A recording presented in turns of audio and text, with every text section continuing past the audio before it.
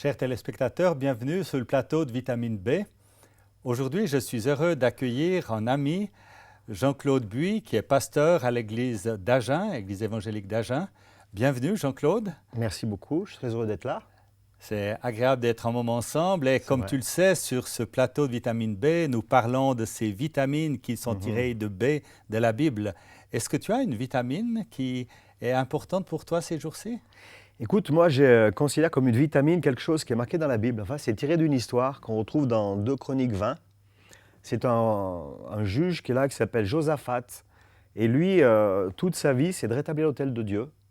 Et à un moment donné, dans ce chapitre-là, il est comme coincé, c'est-à-dire il y a plein d'ennemis autour, c'est des Moabites, des Ammonites. Il est coincé, il ne sait pas quoi faire.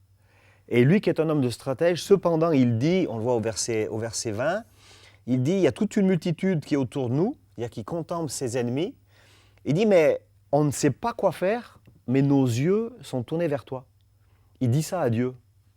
Et moi, je trouve extraordinaire qu'un homme de stratège, à un moment donné... Il était le roi ou il était juge? Qu'est-ce qu'il était exactement? C'était un roi qui passait tout son temps, on le voit un peu dans les chapitres précédents, à rétablir l'autel de Dieu, parce qu'ils adoraient de faux dieux. De ramener le peuple à Dieu. Oui, c'est ça. Voilà. Et puis, il avait une telle intimité avec Dieu, il le connaissait tellement, il savait que Dieu pouvait agir quand lui ne pouvait pas agir. Alors ça, pour moi, c'est extraordinaire. Ça, c'est vraiment une vitamine, oui. Et face à tous les Palestiniens qui étaient autour de lui, il était, je dis les Palestiniens, par rapport à tous les ennemis qui étaient autour d'eux, il ne savait plus que faire. Eh bien, il est coincé.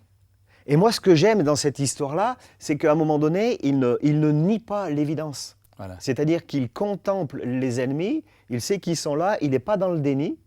Il dit à Dieu, il ose dire à Dieu, donc il le connaissait, moi je ne peux rien faire, donc je ne peux rien faire, mais mes yeux sont fixés sur toi. Alors qu'est-ce qui s'est passé? Eh bien écoute, c'est fantastique, c'est que Dieu lui-même va employer tout un stratège et va faire en sorte que les tribus les unes les autres se fassent la guerre.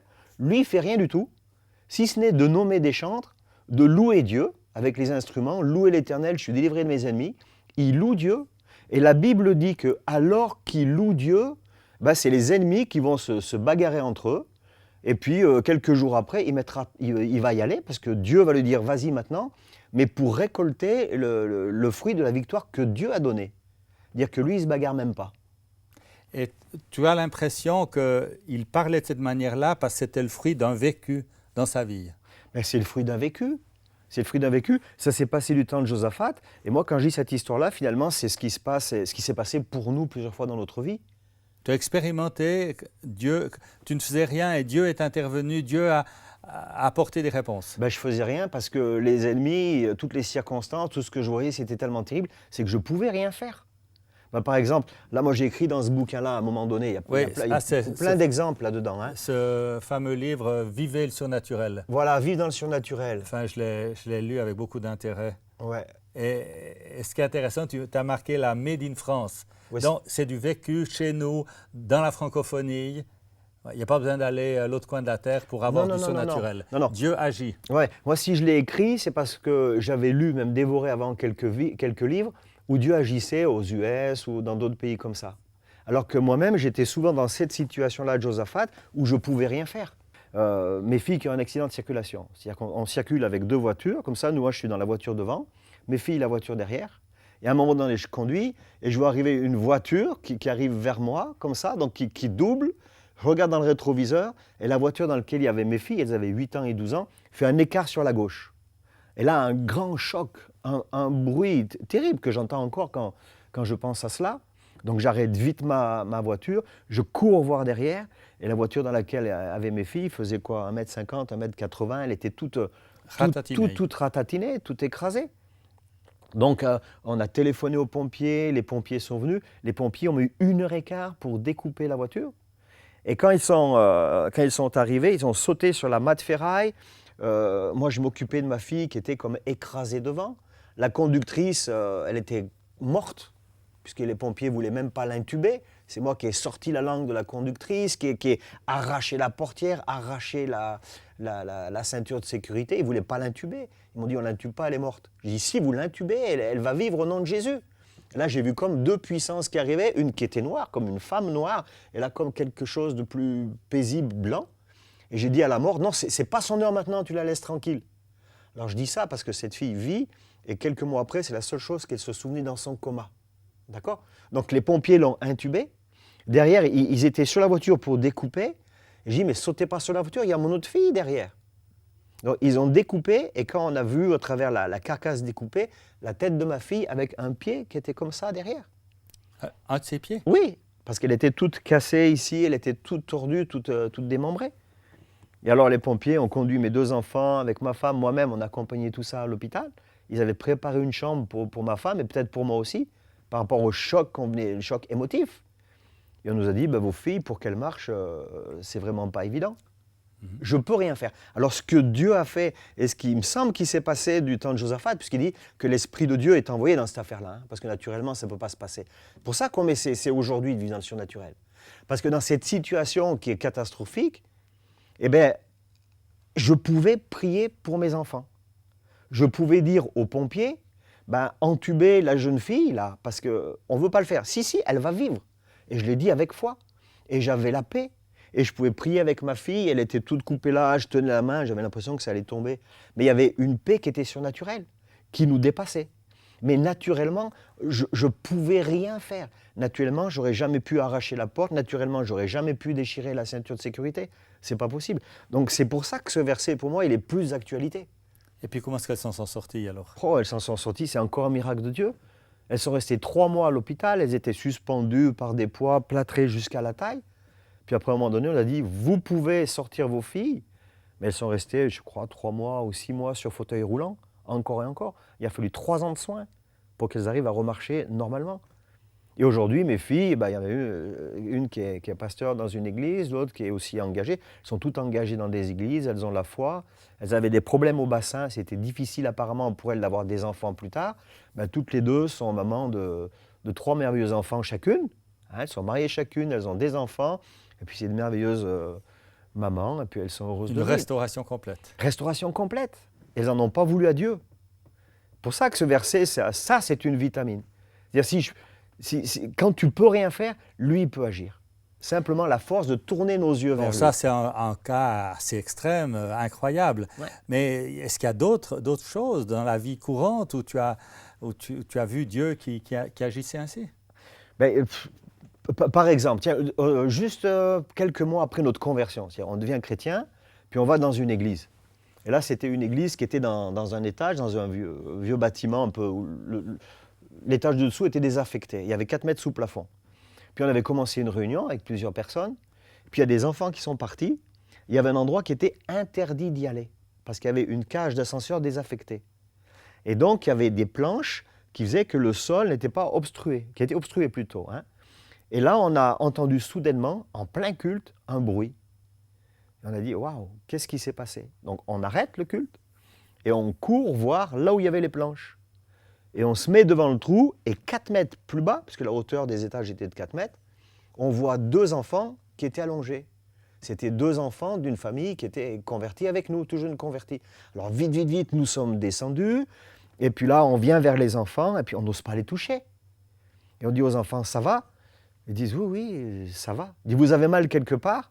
On dit, non. Attends, on venait juste de se convertir. On ne connaissait rien au milieu angélique, s'il existe, je ne sais pas. On ne connaissait rien encore à Dieu, juste que Jésus-Christ était mort pour nous, pour le pardon de nos péchés. C'est tout, on n'avait même pas étudié la Bible. Et ces gamins-là, qui ne connaissaient rien du tout, nous disent, non, on n'a pas mal. Je dis, mais vous êtes tombés, vous avez pas mal. Je dis, non, c'est 2 messieurs blancs qui nous ont pris et qui nous ont portés en bas. 2 anges. 2 anges. Et ces 2 enfants qui n'avaient pas lu de bouquins, de témoignages, ils étaient trop petits pour avoir lu ça. Ils n'avaient jamais entendu ça de leurs parents parce qu'ils étaient trop jeunes convertis. Donc ils ne pouvaient pas l'imaginer. Ça nous dépasse, c'est du surnaturel. Les interventions de Dieu. Les interventions de Dieu. En France. En France.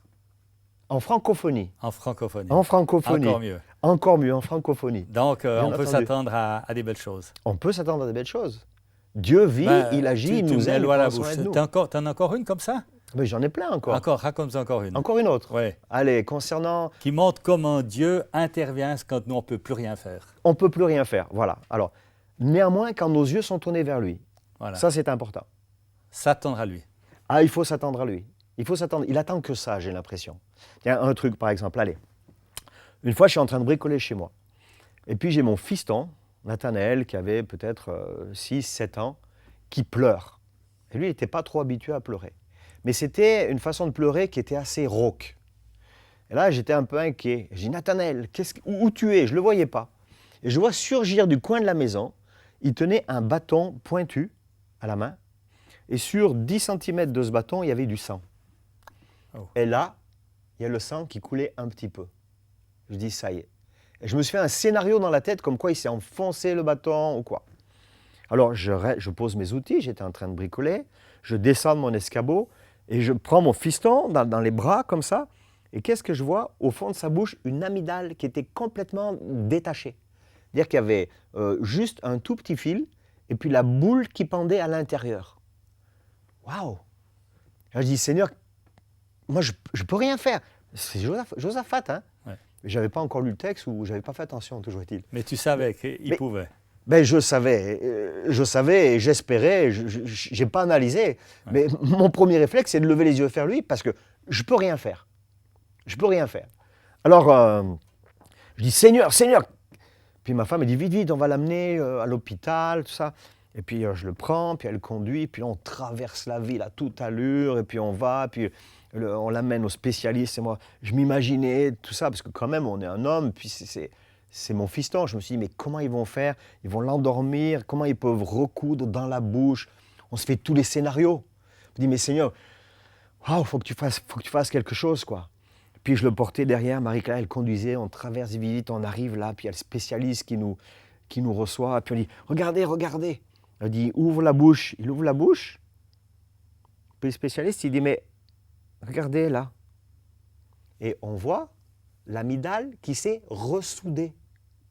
C'est-à-dire, à ce jour, il a 25 ans, ça fait donc presque 20 ans de ça. Il a toujours un côté avec la cicatrice. Ça s'est ressoudé tout seul. Tout seul. Dans le trajet. Dans le trajet. Dans le trajet. Moi, j'ai rien fait, je n'étais pas capable de ressouder. Donc, il n'y a que Dieu qui peut faire ça. Ça a eu le temps de se ressouder en l'espace d'un quart d'heure? Oui, puisque le spécialiste lui-même a dit, on voit la cicatrice. Et je lui ai dit, mais écoutez, ça pendouillait tout à l'heure. Il m'a dit, mais ça, c'est un miracle, ça ne s'explique pas autrement. Il me dit, regardez, monsieur, on voit la cicatrice. Et on voit aujourd'hui la cicatrice encore. Oui, en fait, c'est vrai qu'en lisant ce livre, j'ai vu que tout ce que tu as dit là, je l'avais déjà lu, hein, en fait. Mais ça me fait plaisir de l'entendre de ta voix, parce que le lire ou de l'entendre, c'est encore différent. Et c'est vrai qu'il y en a encore d'autres, et c'est juste fabuleux. Ah, c'est fabuleux. C'est fabuleux. C'est fabuleux. Ça encourage, ça donne envie vraiment de placer sa confiance en Dieu. Ça donne envie de placer sa confiance en Dieu, puis c'est du concret. C'est du concret. Ouais. Ça marche aujourd'hui. Ça marche aujourd'hui. Ouais. Alors moi, je vous encourage à vous procurer ce livre, aller dans la librairie chrétienne ou dans une église et demander le livre de Jean-Claude et de Marie-Claire Buis, et vous allez en apprendre d'autres. Et il y a encore d'autres livres. Alors je vous souhaite une bonne semaine, à bientôt, à la prochaine occasion de rencontrer Jean-Claude. Merci beaucoup. Merci.